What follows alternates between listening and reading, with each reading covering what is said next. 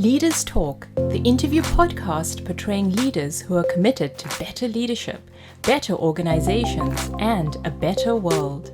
Powered by Leadership Choices.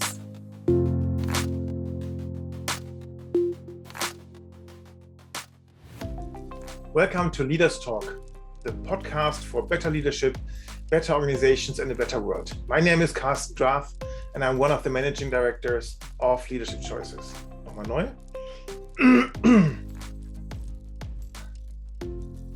Welcome to Leaders Talk, the podcast for better leadership, better organizations, and a better world. My name is Karsten, and I'm one of the managing partners of Leadership Choices. Today, we have a very special episode to bring to you. It is not one individual leader. This time, it's an entire conference. We hosted the conference Roundtable for the Future of Organizational Learning and Transformation. And we have the key aspects of that conference captured in one episode of our podcast.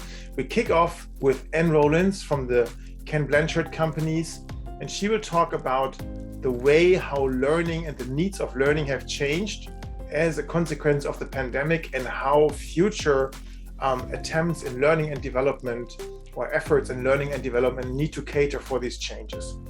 Afterwards, we are going to discuss three different cases that are brought here. The first one is coming from SAP.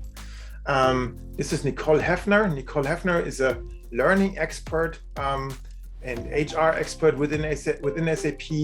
And they have launched in a new work movement, a learning journey called New Work. And that learning journey talks about how do you find out what you truly want to do in life? How do you find passion in your work? How do you find purpose? But also, how do you organize? How do you run such a team on a daily basis when new work is what you want to achieve? The second case is coming from Jörg Blunder from Coca Cola, or formerly from Coca Cola.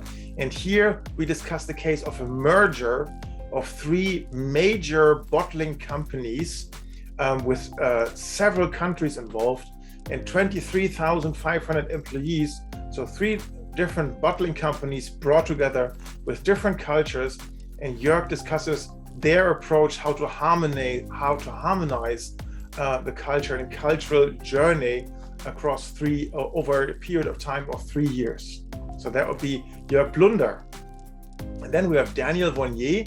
Daniel Vonier used to work for Siemens, for Deutsche Telekom, and for SAP. And he brings a case with him, which is called unlearning hierarchy.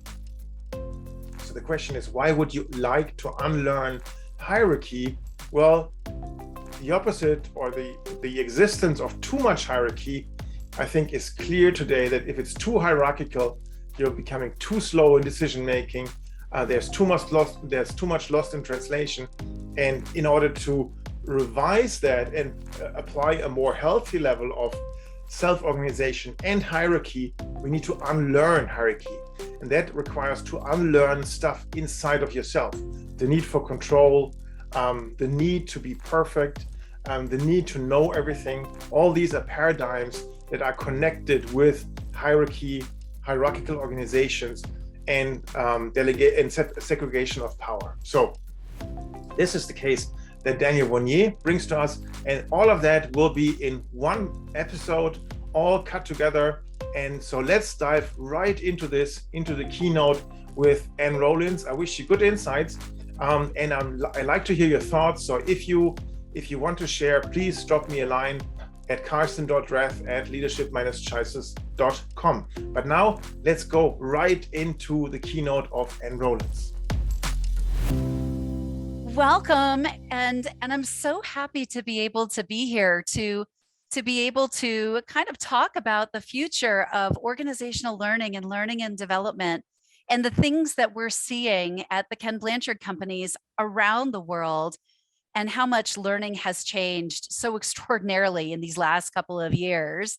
So a little about me. So I'm not only a twin mom and a firefighter's wife, but I'm a learning technologist. And at the Ken Blanchard companies, I'm a solutions architect, which means I get to work with our clients when they bring really big global learning problems to the table. that they don't know how to solve.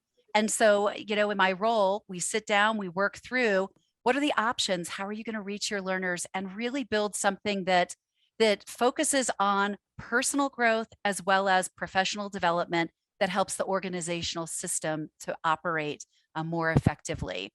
I'm also a member of the ATD PAC, which is ATD International's Program Advisory Committee. So I help ATD to plan their international conferences from a content perspective and a learning technology perspective.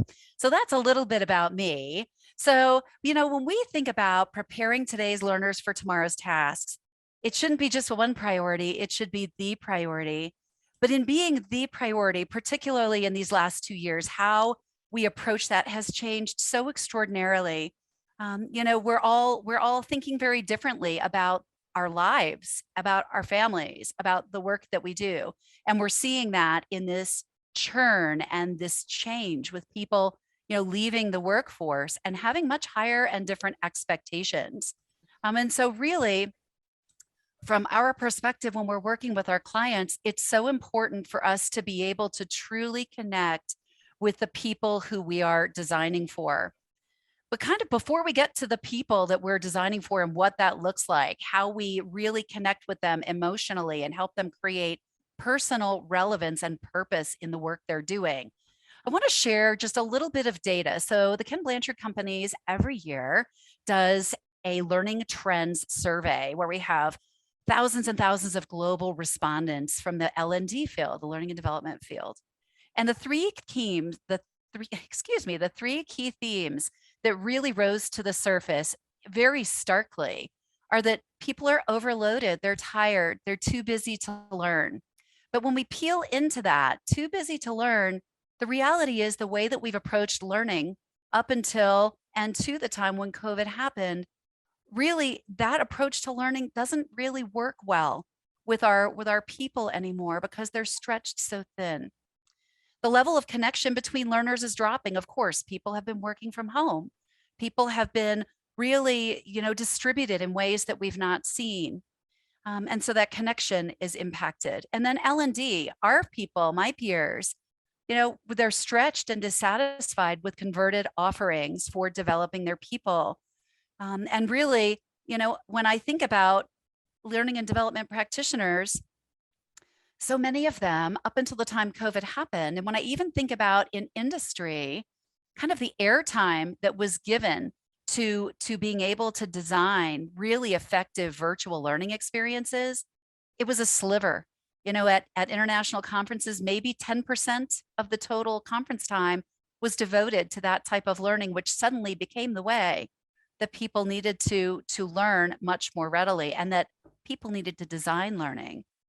And so kind of moving forward, looking at the improvements, this is again from the study. So the improvements needed to virtual and digital designs, we're going to take a look at these 5 bars over here to the left, and I'll just highlight those. And really, what do we need to see? More learner engagement, more social interaction. When we talk about purpose-driven work and purpose in the things that we do, we are humans. We want to be connected to others. And so these 2 factors are so important. We need more learning touch points over time, right? We need to be able to get opportunities to learn and then apply and then reflect on what we're doing and then to be able to refine. And so much of the learning that happens in organizational systems is spending all of the learning time pushing content, sharing what we think people need to know, when that's not really the way that it should be. At Blanchard, our approach is a 70-30 approach. 30% we're sharing content, 70% they're applying and reflecting and really internalizing, what does this mean to me as a human in my role in the work that I'm doing for my organization? Integration in the flow of work, and of course, more accountability to finish. Because when we have learning that happens as kind of an event-driven type of experience, people will go to a course, but there's no accountability for them to change their behavior and do something different. So we're going to share a couple of examples on the things that we're doing at Blanchard and how we approach organizational learning from the learner's perspective. And I think this is going to feed in beautifully to the conversations that you're going to have with Nicole and Jörg in just a little bit, because it's all very deeply, deeply connected. So let's take a peek. You know, our learning practitioners get what we want it to look like. We know what the ideal state should be, but what can it look like in practice? You know, and often our L&D practitioners don't necessarily, they know what it should be, they know the tools that they have, but they need to be able to suss out what happens in between. And we always at Blanchard and in industry, as we're sharing kind of our best practices and our approaches, first you need to know who you're solving for. Because when we look at the who and we start really digging in, we're able to create solutions that meet their needs far more readily. You know, our learners, if we think about them, we talked about that lack of connection because we're so distributed.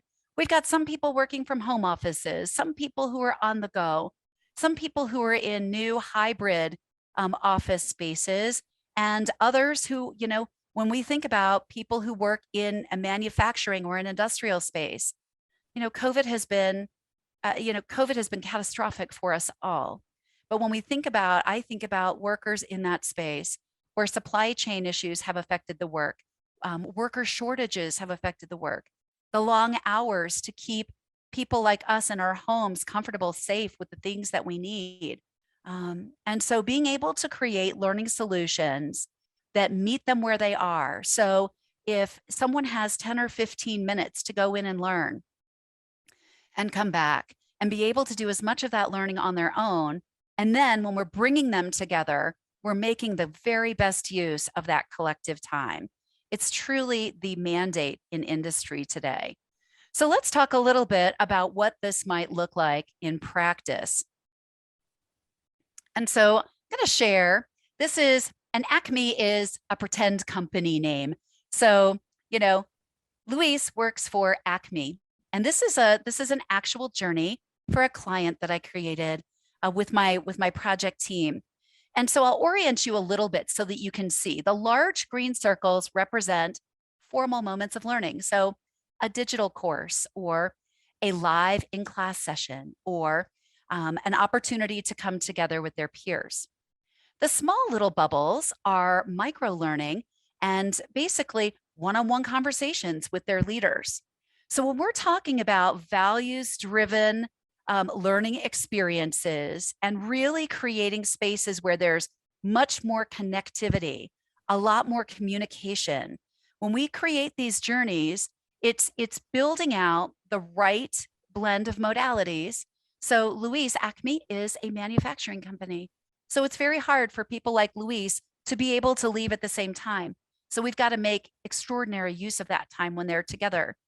And so we've got kind of our journey items, and the red is where we're connecting very closely. Every element of learning is connected to the values and the pillars of Acme's organization. And so we are deeply connected to the values, and we're creating that cohesion between values-driven work and the content that we're serving up.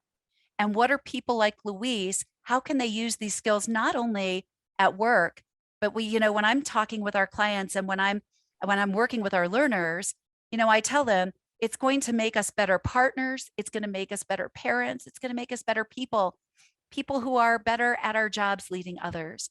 And so that truly is the way we think, from the individual out, connecting deeply to values that are important organizationally, and also to the values that we hold dear as human beings, and giving them tools to be able to be more productive and effective in and outside of work. And so kind of as we go through the journey, we can see the micro-learning and the one-on-ones that are woven in. So learning is not an event that happens and it's in the past. We're carrying things through, kind of instead of having these lower moments in the journey, we're kind of supporting that journey along the way. And we'll take a look at what some of this micro-learning looks like. But we've also created these sessions called learning reinforcement sessions. The purpose of these isn't to add more content, it's to bring them back together and talk about how they're applying what they've learned at work, what they're seeing, how the organization could be better, could do better. And so let's kind of move along. And certainly, oh, good, Jeremy, Acme Supermarkets. And Acme, actually, it's funny because I pulled Acme as a very generic name of a pretend company because in the US growing up, there was a really funny children's cartoon called The Roadrunner. I'm not familiar if it's a global cartoon, but the Wile E. Coyote, who was the bad guy, he always bought his bad guy supplies at Acme. So for our microlearns, our microlearns that are being pulsed out kind of midway along the journey, these might be extracted, say, an interaction from an e-learning course that's going to be helpful for learners to either see again or to see for the first time and have access to just do a little more thinking on a topic. Or it might be a quick quiz or an assessment, or maybe it's a collection of videos that we're pulsing out. Sometimes they include what we call a try it activity. So we're building and extending and giving them some more activities to do along the way that reinforce the content that came before. So our microlearns look like that.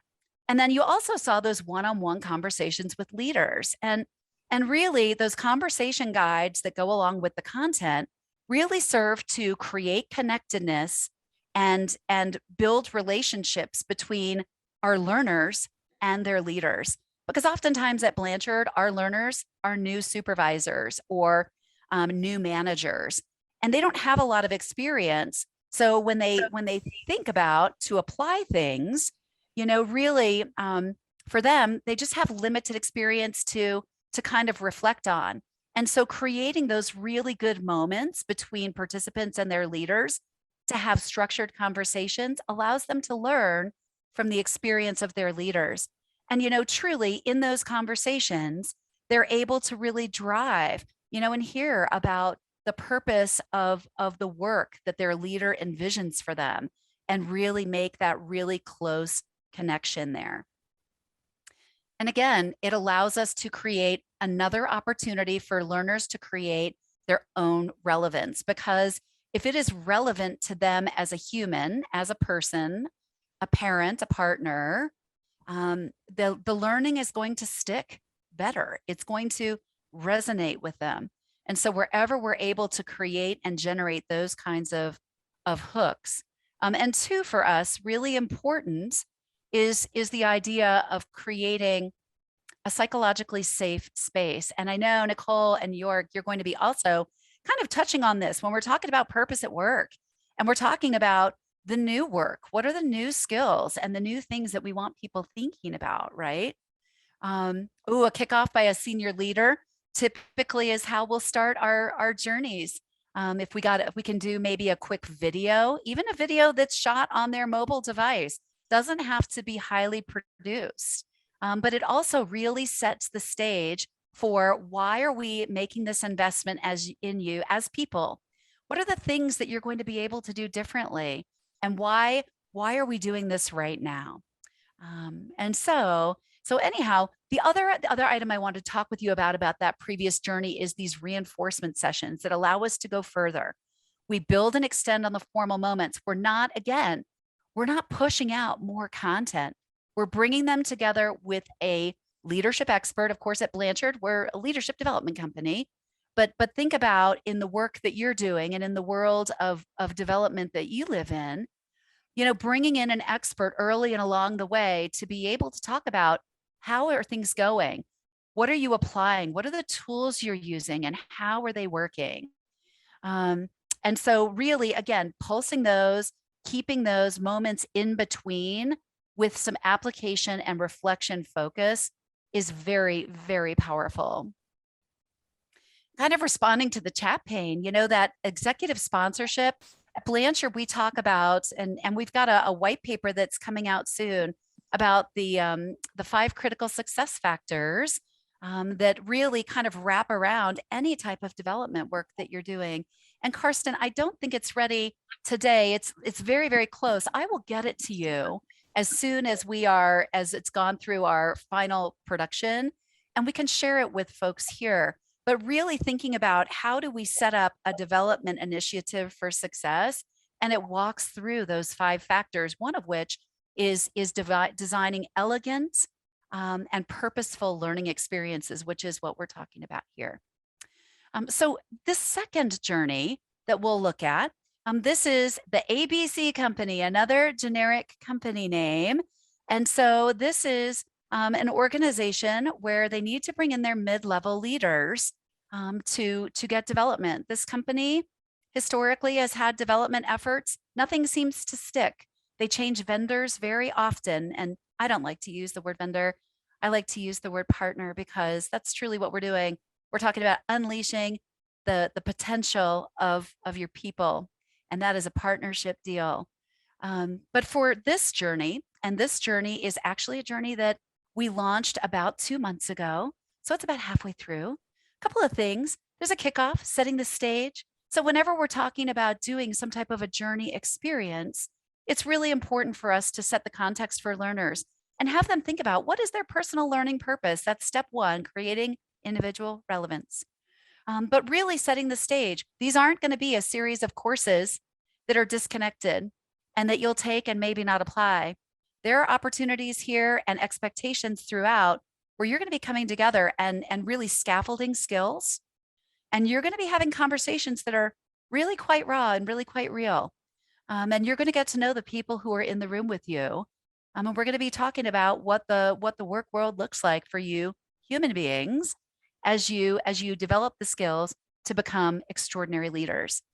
And so again, orienting kind of our large formal learning moments. We've got our little legend down here so you can see the types of things that are happening. VILT, some face-to-face. Believe it or not, it's starting to come back in little bits in different parts of the US, which is such a wonderful thing. But for this journey, we can see we start with a 2-day live event, but we have these micro learning and reinforcement sessions or pieces of content, not dissimilar to what we saw earlier, but we look at kind of the micro learning and reinforcement in a few ways. There's curated content and thought leadership that's kind of out that our authors might put out for public consumption. It's no cost. And there's a library of that. But then some of our clients are looking for kind of a deeper touch, looking for more licensed content that provides additional support. And so what does that look like in the world outside of Blanchard? Really, a client might, for instance, in this example, their 2-day live is building trust, coaching essentials, and conversational capacity.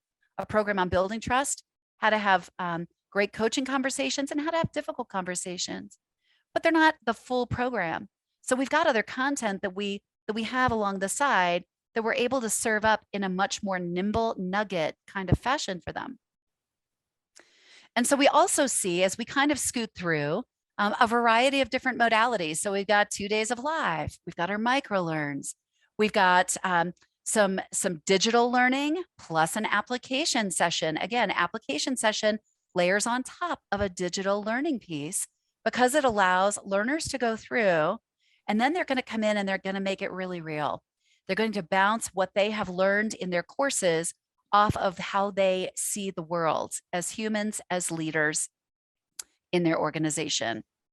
And then we've added in group coaching sessions. And these group coaching sessions, again, not unlike the learning reinforcement sessions we saw in the previous journey, but these sessions really allow us to make things real, to hold them accountable for applying what they've learned in those moments in between.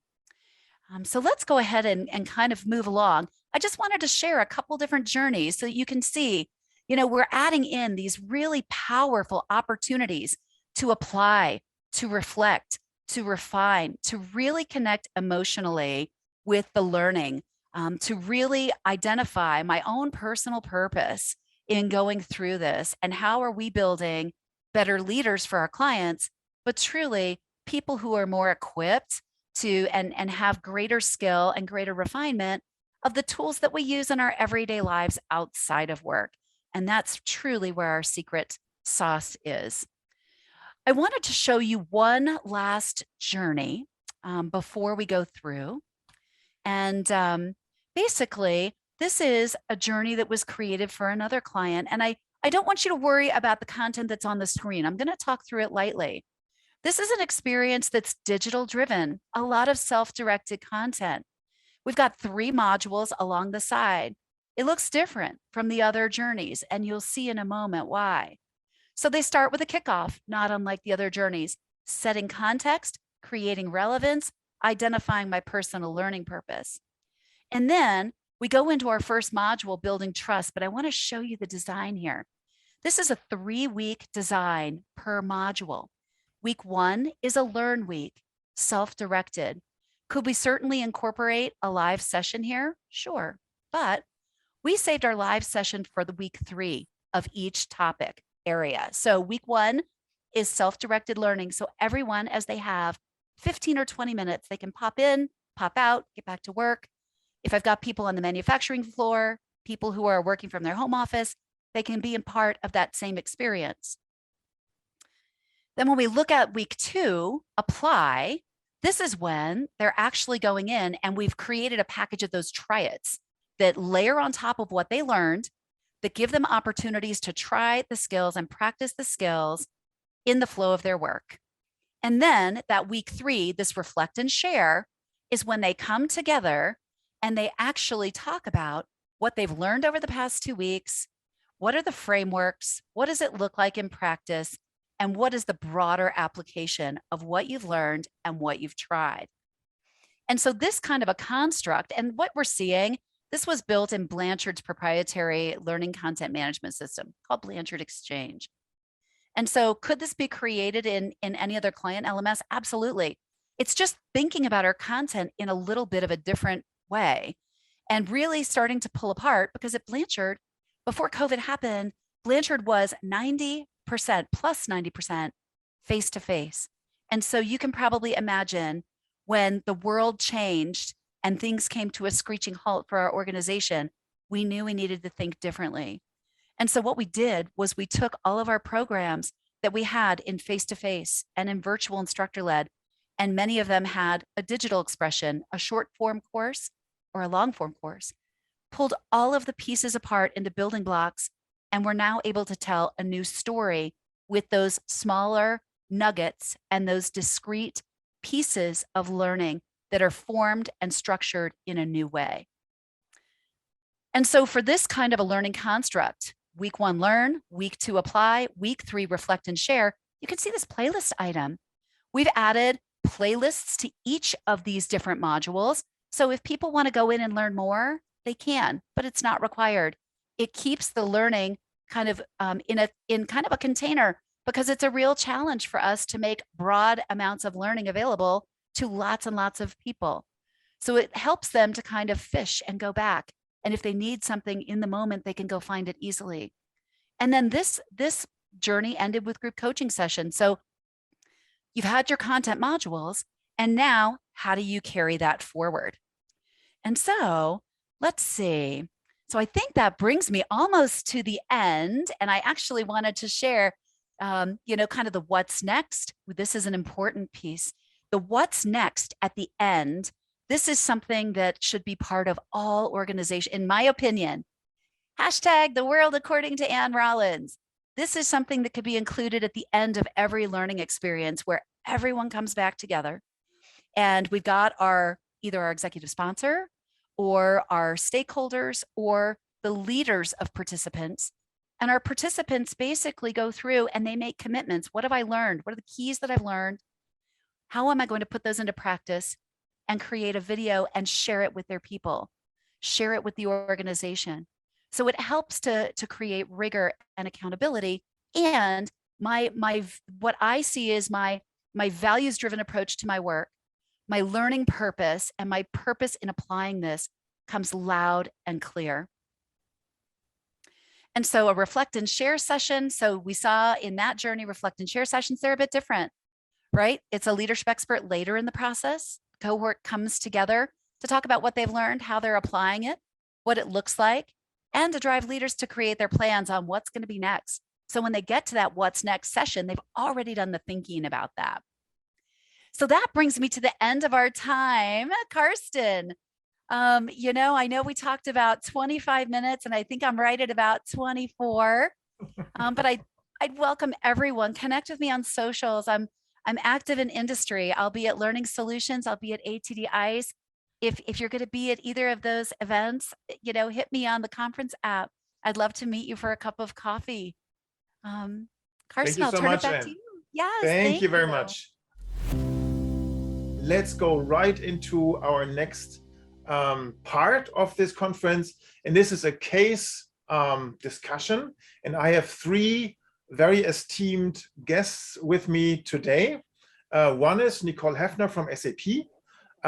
Then we have Jörg Blunder, who used to be with Coca Cola European Partners and is now in the consulting world. And we have Daniel Vonier, who used to be with SAP and is now enjoying the time in between assignments. And I thought it's a good idea to invite people who are not necessarily working for the particular company anymore to maybe get some inside scoop, right? So that will be obviously the interesting thing for this next part of the session. So how does learning look like? How does transformation look like in the future? And here we have three concrete cases, how they've been applied, and let's see what we can make out of this. And then there will be deep dive sessions afterwards for each of your cases. So each of you will be so kind to offer a deep dive session where people can join, and then we go a little deeper and also have some reflection question to work around. So with this, let me share my slides. Okay, good. So maybe let's start with Nicole. So Nicole, what is it that you currently work on? It has to do with the learning journey in the context of new work. Can you fill us in a little bit? Sure. So what we are doing, we have a new work movement within SAP. Means there are some organizations and a lot of people that are interested in the topic of new work. I think it was created 5 years before already. And since 3 years, we are deeply working with that people and organizations that are interested. Out of that, we have some organizations moving in that direction as a whole team or as a whole organization. And so some colleagues of myself, Leonard Keil, myself, and Andreas Mohr, we really helped and consulted the different organization. And then there is a second part, that's the new work movement, that are individuals really interested in the topic, in that space of that new work movement, that individuals, we really have around 200 people already. And the challenge we had is that it's nice for organization to move in that direction. However, I'm as an individual also have the interest to learn more about new work. And I also would like to see, can I adapt something? Can I change something? Can I be the start, even if my team might not be too interested into moving in that area? So it's really about an individual learning and really about scaling more or less the new work best practices, what we learned. Also, one challenge was to really get the people from consuming to getting active. Means really take the best practices and start in their team to experiment, because it's not really scalable to have only some people in a central department doing that. So we need more people outside that are really trying to experiment here. You see on the right side our approach. So what we created, and that is also something that is unusual. We had one organization that moved that journey and said we need that individual learning, and they produced a bunch of content. And then they moved it over to the movement and said, okay, here is the content, the community helped us, what can we do with that? And out of that, we created that new work learning journey. And what we have done, a 7 weeks session, each week they had 3 hours. In between, they had a lot of experiments the people need to do. And we really focused on less content and more experimentation and reflection time. Because new work needs inner work. It needs really the situation that you need to reflect on yourself. When you look to the content, we created that 6 episodes. And the last episode was an open self-organized episode where we asked the people, what do we need? What else do you need to feel ready to experiment and move with teams and yourself into that space? Themes you can see here is values or psych safety, dealing with tension, things like push versus pull information, radical transparency, how do you take decisions, really a lot of different items. What I found is really interesting is how active people were. So obstacles we had was really time investment. How much time will they invest? It's something where people didn't have to pay something. Will they stay in the journey or will they jump out if it's not interesting? We also try to really reflect, means when we talk about values in the first session, we really let them work on their own values and then let them transfer their own values into principles. So really be practical and try to get that active reflecting part. So trust building was elementary in the beginning. We also have seen that in the presentation in the beginning, trust building, having that safe environment. And also another obstacle, the practitioners often feel some kind of tension. They think they are not the experts. They don't have all the answers, and then they hide back and not getting active. So it was really some work to get them active and also to give them experiments they can do on their own or also with a peer or with a team. Last but not least, the learnings from our side. I think we could find a good balance between knowledge transfer and also the time to reflect. I was really surprised also how active they were and open. So in the first session, I thought it would be nice if 3 people can really share their values. All shared their values, all people in the room. And we had out of 30 participants, we had 24 minimum in each meeting. And I never expected that each person who didn't show up really said why they didn't have time, why they cannot join, what's important there. So that is something we normally don't have within SAP. You have a lot of people that would like to participate and half of the people don't show up. That was totally different. So people were really engaged and they really get the understanding that there is more behind than just doing a transformation and move into the new work area. So participation rate was really high and the participants were really open. Thank you, Nicole. Thank you so much. So this was also a learning journey. So also a parallel to what Ann was describing, also tailored around that needs more experience than content. Did you also have blended elements where you said this is some pre-reads that you do before and stuff that you do after? So same thing, just not same thing. So we had a lot of blended elements, means we gave them videos to watch and also something to read. They had after each session experiments they could do. So there were experiments for themselves, experiments they can do with a peer from the group, and also experiments, if they are bold, really do with their teams. And in the beginning of each episode, we had some time to really reflect on that experiments and what they learned. And that also showed them some pressure so that you really have time also and see that other people are also jumping into that. And normally you have some front runners and people that said, okay, I also tried something out. And I was sometimes really surprised how much they tried out in 1 week. Excellent. Thank you, Nicole.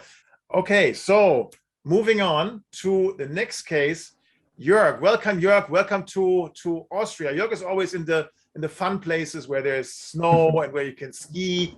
Maybe that's because you enjoy life. So Jörg used to be with Coca Cola, with the Coca Cola universe, let's say. And there's one particular case that he brought to us.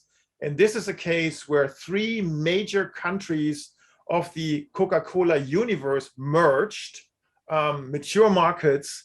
And the idea was, or the challenge was, how do you actually make sure that you can integrate a culture that is similar on the one hand side, but also individually adapted to the local needs? Jörg, do you want to walk us through what was the challenge of that journey? Thanks, Karsten. I think I'm maybe a good role model for what the new work means. You can work wherever you are as long as the internet is working.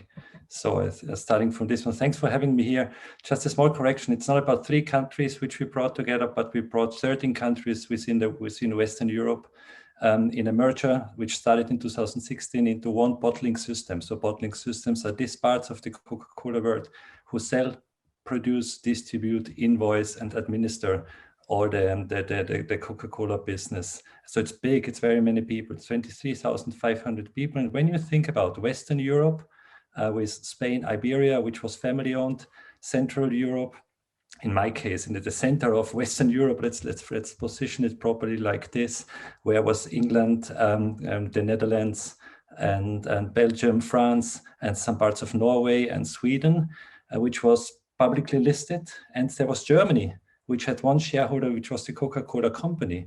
And the journey I'm going to share with you now is how we brought these 3 bottling systems, independent bottling systems in Western Europe, together under one umbrella. And I would like to take this as an opportunity to introduce you to one concept which we used very strongly. And the concept is so simple that you maybe heard about it, so don't blame me, but it worked for us. And the concept is around the little voices. I don't see all of you, but most probably some of you have heard about the concept of the little voices. If you didn't hear about it, and if you're wondering now, what's the guy talking about, that's the little voice which is talking to you. So if you have some little voice during the session I'm going to have with you now, just put it in the chat, and I'm definitely going to repeat to you afterwards if we find the time, and if not, in the sessions which we have later. Think about Western Europe. Western Europe, Coca-Cola business was growing, but in a very, very little numbers. And the expectation after merger is always that you do something different and better. The category was under pressure. So when you think about your children or friends of your children or yourself, you are changing your preferences. You don't want to have fizzy drinks so much as you wanted to have them maybe 10, 15 years ago. So also category was under pressure. Coca-Cola, there were a lot of little voices out there saying you do a lot of good things because you own the Christmas. You have Santa Claus is Christmas. And then you have other things, which is Olympics. But on the other side, it's a lot about sugar. It's a lot about nature. It's a lot of criticism and feedback, which we have to take really, really serious from a Coke business. And all these little voices have been in the heads of our people. People had the perception from the obstacles where we don't have to do this kind of change. We don't have to go on this journey. Or if we do it, then we just prove to the others, yep, let's play fair, but at the end, don't change anything. Some people expected us to say and said, okay, how long will this project take? Culture is not a project. Culture is a journey. And you don't develop a new culture. You always evolve on something which is existing with some revolutionary elements. And if you find them, you have to be really tough and execute them in the right way. Post-merger perceived some of the countries that they lost influence. A lot of different languages didn't make it easier. So you couldn't say just do everything in English. But at the end was also an opportunity for us, because with this, and I'm going to talk in a second when we talk about the approach, we realized that the local relevance, and I think Ann touched it before, the local relevance and the message of the local leaders is even more important at this time. So what did we do? 2016, we brought together 120 or 130 leaders, did a lot of surveys before to frontliners, to customers, to stakeholders. And the only thing which we asked them in a 2-day working session is, what is it we are standing for as Coca-Cola European partners? They heard about strategy. So we ended up with 3 ideas for a purpose statement, number 1. And number 2, we asked them, if we are working together, they have been the first time that the people met physically. When you think about, we have to work successfully together, what ways of working do we need? And if you listen carefully, I'm not talking about behaviors. I'm not talking about anything which is traditional HR language, because we try to keep it light, that people understand it, and that we could from the beginning on say, this is not a pure HR initiative, this is a business initiative. So we ended up with 5 or 6 ways of working. And then we said, okay, what are we gonna do? Traditionally, we would have invested a lot of money into marketing and saying, bring these famous coffee jugs out to the market where everybody sees the value of the month. We said, don't do this. Let's invest time to get people together. And we started from the top, but always mixing different hierarchy levels already from the beginning on, very carefully to bringing people together. And we engaged them through a working session, which we called Accelerate Performance, to A, understand the strategy, to B, and I think, Nicole, you have been referring to it, to think about what does the way of working mean for me? And what is my way of working? What are my values? How do they match with each other? Because if they're conflicting, we are not going to go anywhere. So this was the second thing.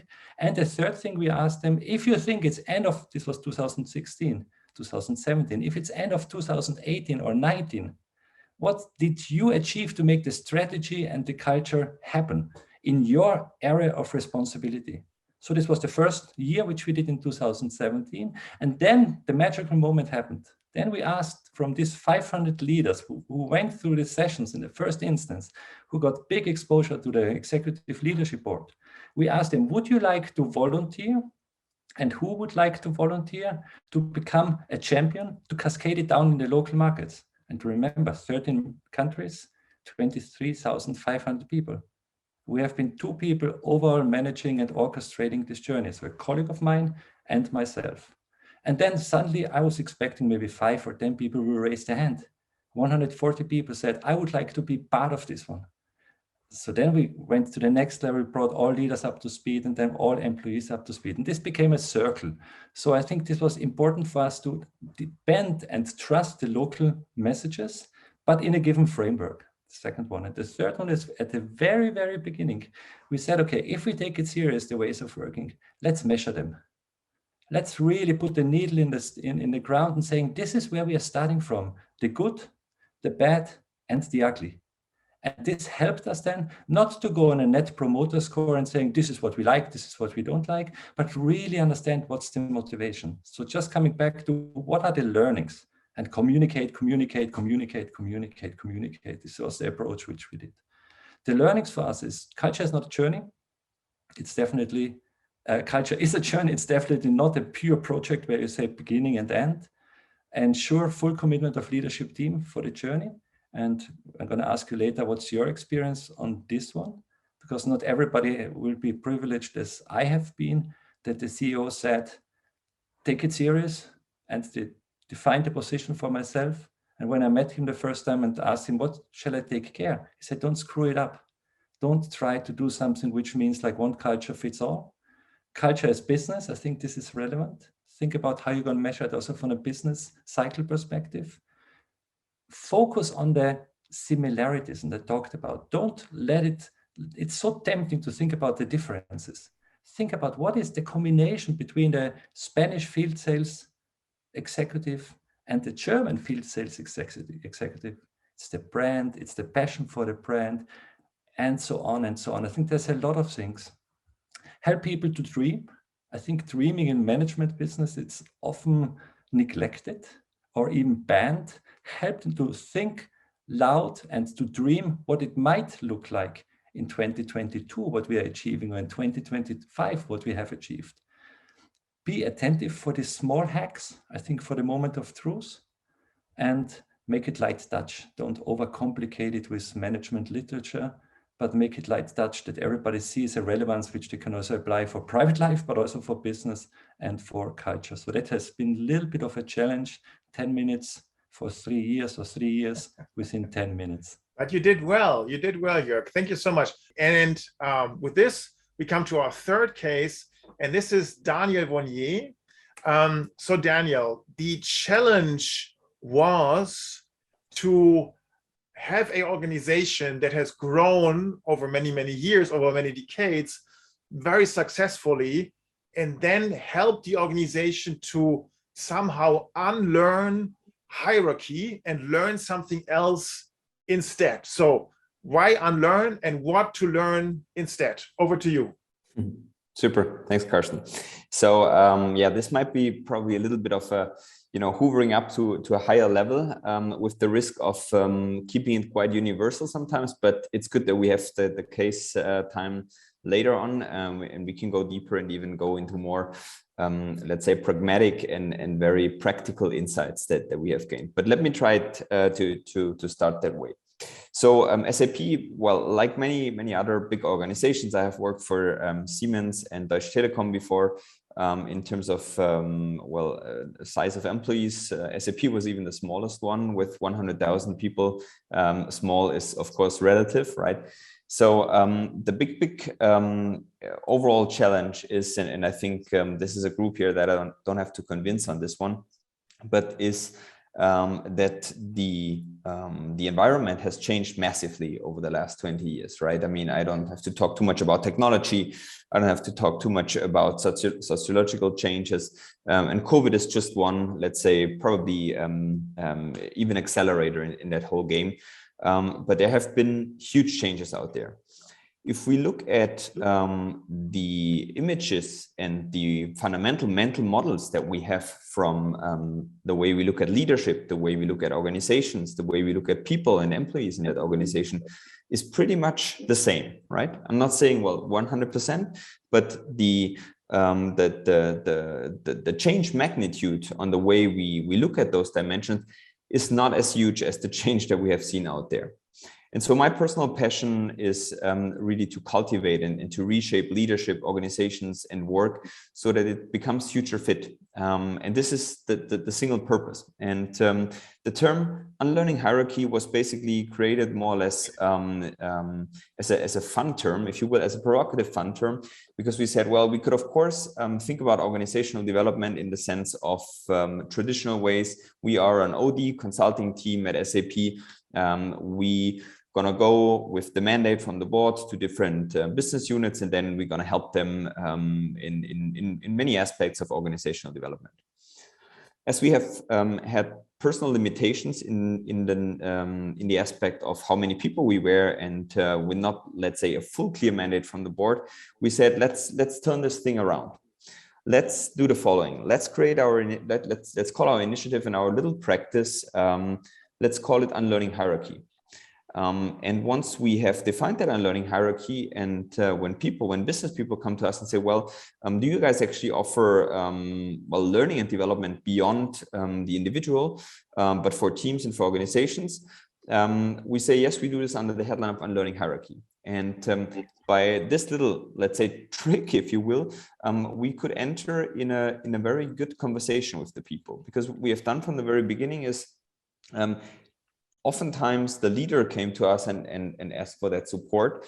And as I guess many of you know that from personal and practical experience, if OD projects and cultural change projects are done, then at its best, the leader says, well, you are allowed to do this with the team.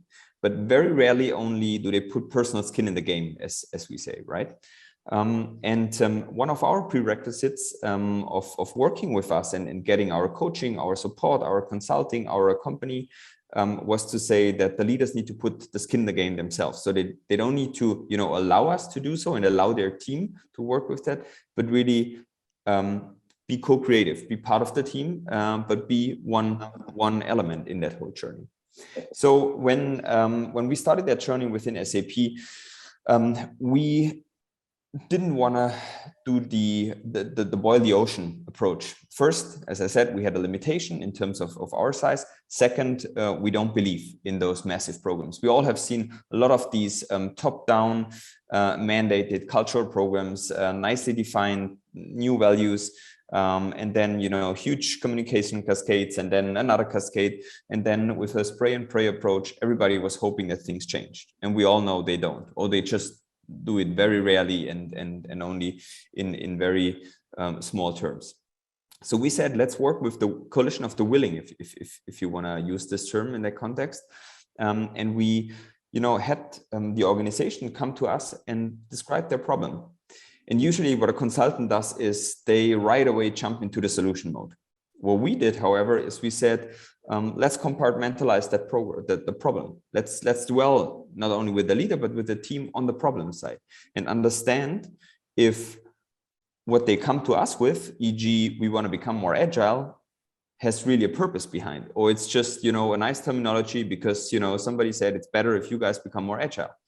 And so we spent a lot of time in the very initial phase to understand together with the teams what their real problem was.